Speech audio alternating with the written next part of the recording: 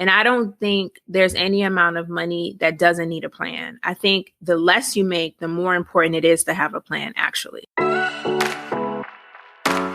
Welcome to The Thought Card, a podcast about travel and money, where planning, saving, and creativity leads to affording travel, building wealth, and paying off debt. We are the Financially Savvy Travelers.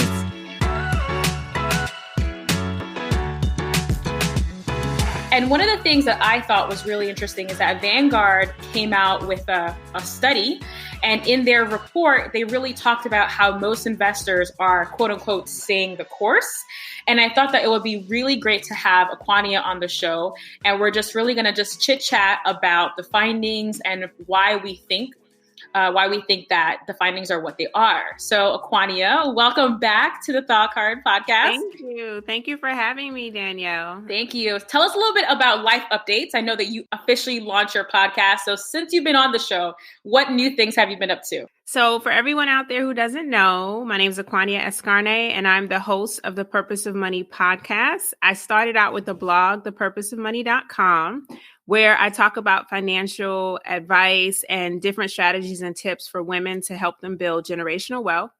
And this year, January 22nd, 2020, with the support and encouragement of Danielle and Women of Color podcasters, I launched the Purpose of Money podcast, where I'm sharing stories of women building wealth, as well as strategies and tips to help you create more freedom in your life today. So I'm looking at any way that you can make your life more productive, fun, and free while you're still working or pursuing financial freedom, but then also sharing stories of entrepreneurs who have successfully created freedom for themselves. And it's going really well. It's been a few weeks now. I've been consistently putting out an episode every other Wednesday and slowly growing my audience. So I'm really excited to share that with everyone. Yes. And Acquania, I love your podcast. I really enjoy all of the content that you're producing right now. And just to give you guys a reminder, you actually could hear all about Acquania's story and how she's leaving a legacy behind for her and her family on episode number 31 of the podcast. So just go back and listen to her podcast and also subscribe to The Purpose of Money as well. Yeah, so let's dig into today's topic. So in this episode, we're going to really talk and discuss Vanguard's coronavirus market volatility research report, which found that although trading among the U.S. investors have increased due to the pandemic, the majority are staying the course and not trading in response to the market decline. So the first thing I want to talk about is between February 19th and March 20th, 2020, trading among Vanguard's individual investors increased. More than 90% of the US investors stayed the course and did not trade in response to the market decline. So Acquania, do you have thoughts as to this sample of people that Vanguard polled that they saw that 90% of these folks did not sell or did not make any trades and they just stayed the course? Do you have any thoughts on that? Absolutely. I think they're smart people. I am a life insurance producer as well as someone who can help you with financial planning. So we've told our clients the exact same thing, that in a market decline, it's not the time to sell. It's actually the time to stay the course. And if you're consistently investing every month, continue to keep doing so, because you get to take advantage of the lower price of stocks at that point in time. And I actually agree with this strategy, and the way that I've managed it and to not panic is to actually not even look at my accounts. I know that's hard for some people who want to consistently see their wealth building, and they might check their accounts more frequently. And then you hear a lot of things on the news about the market is down and the economy is down, and it's all as a result of the coronavirus. A lot of people's instinct is to log into those accounts and see how much money they've lost. But it's actually not beneficial to do that, because it gets your mind all wrapped up into, oh my God, I had this much money and now I'm down this much money. So I'll give you my true story. I did log in once, and last year, based on my first episode of the podcast, I did an episode called How I Made $80,000 in My Retirement Account in 2019. That was the first episode of the Purpose of Money podcast. Well, I checked the account, and out of the 80,000 I made last year, I was down 70. Anyone in their right mind would have freaked out and said, oh my God, I just lost all the money I made in 1 year in a couple of weeks. But actually, by not doing anything, not changing my strategy, still investing the same amount of money I do every paycheck, I've actually seen that now the market is going back up and I'm getting some of that money back. So they're not actual losses. It's just losses on paper. And those are the ones you shouldn't really be worried about.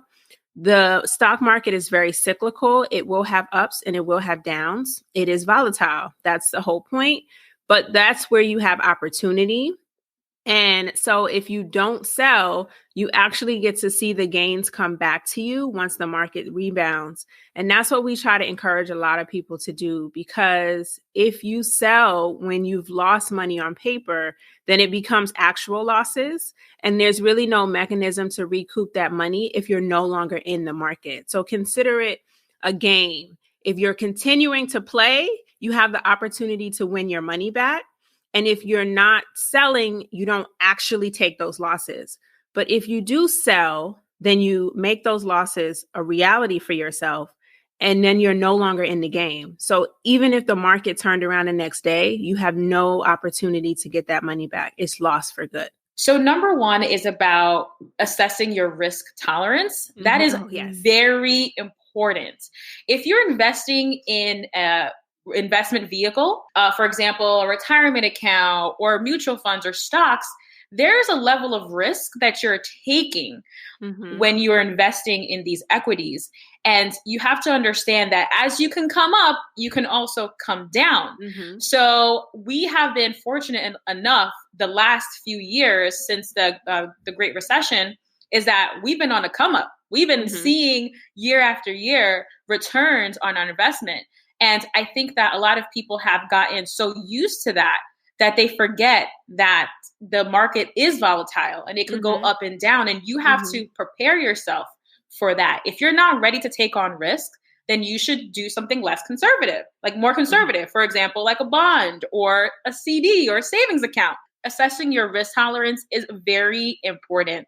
We have a thing that we do with all new clients before we invest $1 in the stock market, and that is assessing the risk tolerance of the person. I am not a believer that, oh, you're young, you have time, you can take more risks, you can be more aggressive because you have 40 years before you're going to retire. That's not actually the best case for a lot of people, because whether you're young or whether you're older, if you can't sleep at night because of the investments that you're putting your money in, they are not the best investments for you. And that has nothing to do with age or how much time you have to invest. I personally am an aggressive investor. I've been investing since I was 16 years old. And I do pursue the more riskier investments because I do believe that with risk comes greater reward. But if I was not able to sleep when the market is down because it's giving me stress, anxiety, or just physical distress, then I would tell myself, you don't need to be in aggressive products. You need to be in more moderate or even conservative. And yes, the bonds are out there as an option, a traditional savings account if you really want to be that conservative. But that's what we look at. And we ask people hard questions. And a lot of times we show them what the market was like in 2008.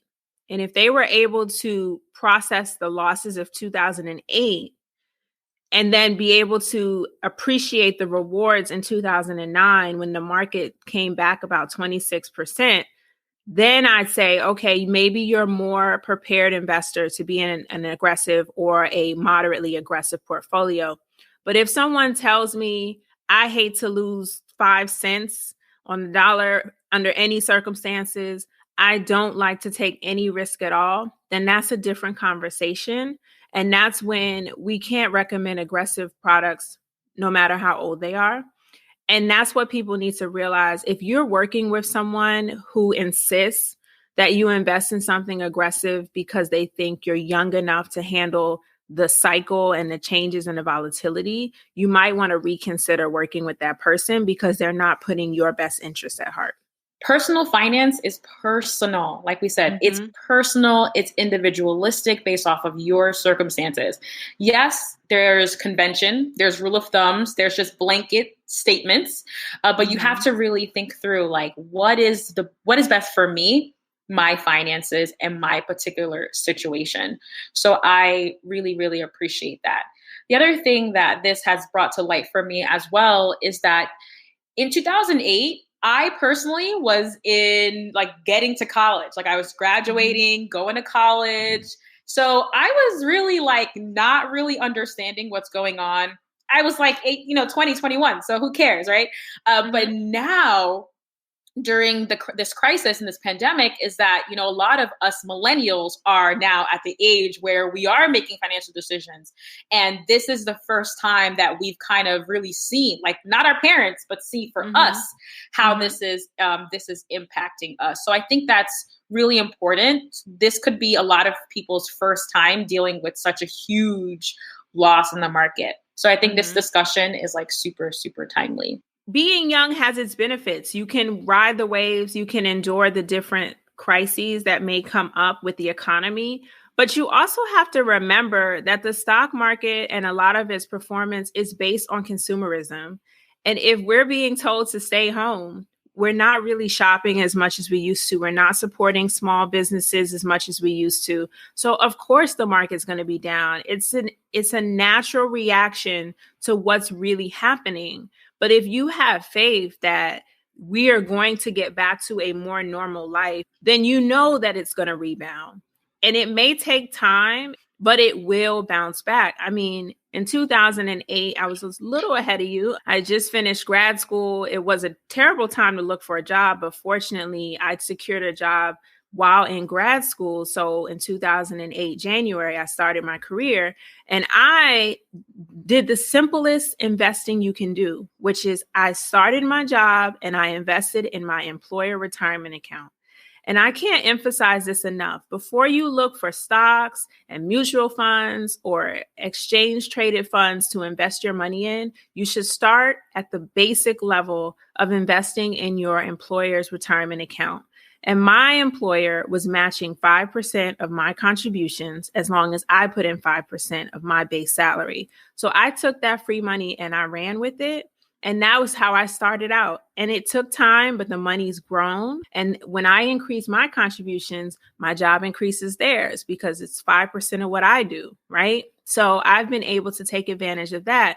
And there are plenty of people who become millionaires just by investing in their retirement accounts with their employer, investing in real estate, which may only be their primary home.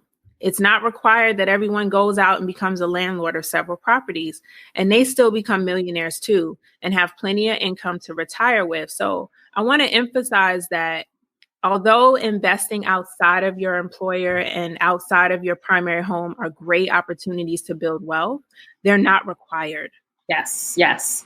And the other thing that I found really interesting, and it's very in line with what my thinking was, it's interesting because I feel like this Vanguard study was on point for what I would feel that would be happening right now. Most people be staying consistent. And I think the fact that you're staying consistent means that these investors are knowledgeable, right? That they know, don't panic. Don't just, sell everything and realize those losses. So it sounds like, I'm really happy about this because I feel like more people are just being more informed in the financial decisions that they're making, which is awesome. However, the last point that I wanted to cover is that households with the highest balances are moving away from equities, aka stocks, mutual funds, etc. So that means that older and wealthier households are selling while the typical trader is buying on the dip, or AKA buys on the dip.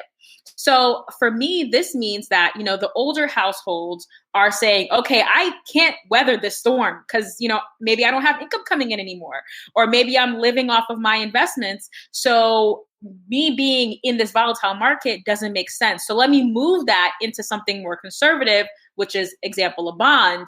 So that makes sense to me. So I do have a slightly different opinion about that because it's a matter of your perspective and how long you really see yourself living. To be honest, I am not considering my retirement age as the end of my race. Because if you really think about it, retirement is the beginning of the second phase of your life. And I need my retirement funds to last probably another 20 to 30 years. Most women, because we live longer typically, are going to retire in their 50s or 60s, and they'll probably die in their 90s. So when I think about it that way, I actually need my retirement money to work harder and smarter for me, just like it did when I was working. And so I would take a slightly different approach. But again, personal finance is personal. Is I may not be the person who's going to take all my money and invest in bonds because the market is down and I'm retired, because I still actually need that money to work and I still actually need gains, especially if I'm just reaching retirement and I have 20 years ahead of me. A lot of times what I do with my clients is we outline the entire financial goals in different phases of your life. And we look at how much time you need your money to work for you. And so we're going to be, if you're an aggressive investor, we're aggressive while you're working, while you have income coming in. We may change your risk tolerance slightly to be more conservative towards retirement age and in retirement, but we're still going to have a percentage of your portfolio that is heavily invested in the market. So that is still earning some income and some gains for you. Passive income is a great way to prolong your retirement investments, and it doesn't really require you to do any work, right? So bottom line is, yes, you may need to be a little more conservative depending on where you are in your life and your finances. But I do want to discourage people from going 100% all in when you know you have 20 more years, you really need that money to work for you. And inflation is real. Okay. So think of it this way. If you had $20,000 invested in the market, and although there was a dip, it still has the potential to earn more money. That's great. But if you took that $20,000 out of the market and put it in your mattress and let it sit there, what is it going to do for you? And the bottom line is nothing. It's going to be in your mattress. And that dollar in today's world is going to be less valuable to you in the future and probably buy less goods for you in the future. A lot of people, we pay more for movies than we used to. We pay more for food, right? So if you take the money completely out of the mechanism that is allowing it to grow and essentially invest it in your mattress, you're still losing money slowly. In fact, inflation is going to secretly eat it away. So keep that in mind when you make large, bold moves like that. I say bounce the ideas off of a financial expert or talk to someone else before you completely do it, because you may only need to probably cash in a percentage of your portfolio, maybe because you need access to cash right now, but then you can leave the rest of it invested so it continues to work for you. I love this discussion because it's making me realize that I think people who are in our age, like millennials and younger, we just have a new way of thinking when it comes to managing and investing money. Because when I talk to the older generations, like my mom and my, that bracket between like they're 50, 55, moving into retirement, people in her age bracket that I know personally, they have investments and they are scared and they are stopping their investments. They're not selling, but they're definitely moving different because they say, oh my gosh, I only have 10, 15 years to retirement. I can't afford to take this L. But I love what you said, Acquania, is that this money needs to work for me regardless if I'm employed or if I'm in retirement.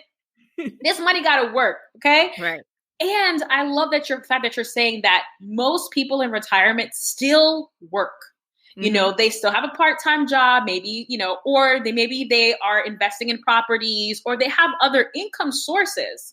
So the strategy can change a little bit, but I feel like regardless of what age you are, you need to have an investment strategy and not let fear set in.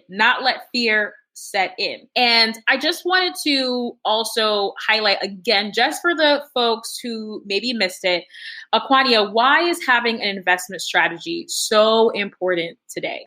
Bottom line is, if you fail to plan, then you're planning to fail, right? And we want everyone to be successful financially. And so you need to know where you're going. You need to know where your money is going. You need to know why it's going there, right? Everything that we do, when we have a goal behind it and then action, it's a lot more likely to be successful. And the same thing applies with your investments. If you're taking your pot of money, your income, and you're spreading it all over the place, you're bound to create a lot of pots of money, but they're probably not going to do as well because they're not synchronized and that you don't have a clear understanding of what each pot of money is going to do for you. But if you really sit down and make a plan and say, I want to have this much in my emergency fund, I want to save this much a year for retirement, I want to have this much invested in the stock market so that I have multiple streams in which I'm making money and my money is working for me, then you're more likely to be focused on those goals and stick to them. And I don't think there's any amount of money that doesn't need a plan. I think the less you make, the more important it is to have a plan, actually. Thank you, Acquania. This was a fantastic conversation. I love having you on the show. Please remind everyone how they can connect with you. Absolutely. Check me out on Instagram at The Purpose of Money. I'm also on Twitter at purpose_money. And my website is thepurposeofmoney.com. Yes, absolutely. Thank you, Acquania. Next episode, we're going to talk all about my reaction, my personal reaction to losing 20% of my retirement investments in the last quarter. So that will be a fun bonus episode as well. Just a reminder, if you love this podcast, you enjoy the content, please head over to Apple Podcasts and leave me an honest review. We'll talk soon. Bye for now.